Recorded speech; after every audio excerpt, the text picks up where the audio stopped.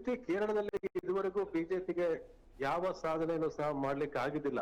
ಆದ್ರೆ ಈ ಬಾರಿ ಕೇರಳದಲ್ಲಿ ಬಿಜೆಪಿ 2 ಕ್ಷೇತ್ರಗಳಲ್ಲಿ ಮುನ್ನಡೆ ಪಡಿತಾ ಇದೆ. 2 ಕ್ಷೇತ್ರಗಳಲ್ಲಿ ಗೆಲ್ಲಬಹುದು ಅಂತಕ್ಕಂಥ ನಿರೀಕ್ಷೆ ಇದೆ.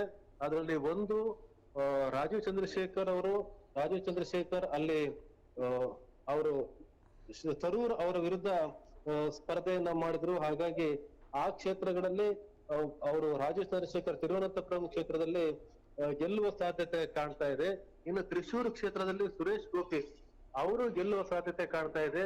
ಈ ತಿರುವನಂತಪುರಂ ಅಲ್ಲಿ ಶಶಿ ತರೂರ್ ಮತ್ತೆ ಇವರಿಬ್ಬರ ನಡುವಿನ ಅಂತರ ತುಂಬಾ ಹೆಚ್ಚೇನಿಲ್ಲ.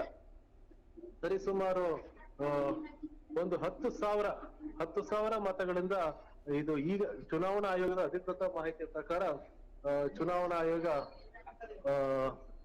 10,000 ಮತಗಳ ಅಂತರದಿಂದ ಗೆಲುವು ಅಥವಾ 10-20 ಸಾವಿರ ಮತಗಳಲ್ಲಿ ಗೆಲ್ಲಬಹುದು ರಾಜೀವ್ ಚಂದ್ರಶೇಖರ್ ಅಂತೇಳಿ. ಆದ್ರೆ ಕೇರಳ ಯಾವಾಗ್ಲೂ ಸಹ ಅಲ್ಲಿ ಕ್ಷೇತ್ರ ಹೇಗಿತ್ತು ಅಂದ್ರೆ ಬಿಜೆಪಿಗೆ ಮಣೆ ಹಾಕಿಲ್ಲ ಯಾವತ್ತು. ಅದು ಅಲ್ಲಿ ಒಬ್ರು ಮಾತ್ರ ಇದ್ರು. ಈಗ ಸುರೇಶ್ ಗೋಪಿ ಅವರು ತ್ರಿಶೂರ್ ಕ್ಷೇತ್ರದಿಂದ ಅವರು ಲೀಡಲ್ಲಿದ್ದಾರೆ. ಸರಿಸುಮಾರು 71,000 ಮತಗಳ ಲೀಡಲ್ಲಿ ಇರೋದ್ರಿಂದ ತ್ರಿಶೂರಲ್ಲಿ ಅವರು ಗೆಲ್ಲುವ ಸಾಧ್ಯತೆ ಕಾಣ್ತಾ ಇದೆ. ರಾಜೀವ್ ಚಂದ್ರಶೇಖರ್ ಸಹ ಅಲ್ಲಿ ಗೆಲ್ಬಹುದು. ಈ ಮೂಲಕ ಕೇರಳದಲ್ಲಿ ಬಿಜೆಪಿ ಸ್ಥಾನ ಪಡಿತಾ ಇದೆ. ಪ್ರೀತಿ,